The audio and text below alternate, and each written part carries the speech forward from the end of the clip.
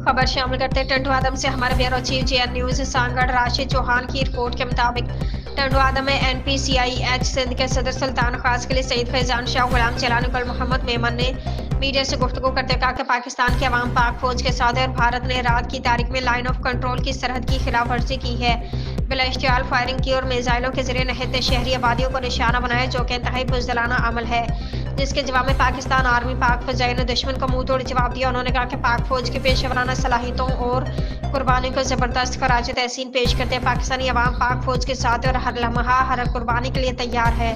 पाक फौज के जवानों ने हमेशा मुल्क के लिए कुर्बानियां दी, जिनको सलाम पेश करते हैं। पाक फौज के साथ है और हम सब पाकिस्तानी कौम एक जिंदा कौम है जो हर बार अपने खून से इस धरती का दिफा करती आई है। ये सिर्फ जंगी कार्रवाई नहीं है, ये पूरे खित्ते के अमन पर हमला है और हम दुश्मन को बता देना चाहते हैं पाकिस्तान ना झुका है और ना झुकेगा। हम अपनी अजीम पाक फौज के साथ शाना बशाना खड़े हैं। ये वतन हमारा और इस पर मेरी आंख डालने वालों को हम मट्टी में मिला देंगे। पाकिस्तान जिंदाबाद, पाक फौज जिंदाबाद। Rashid Chauhan, bureau chief JN news Sanghar.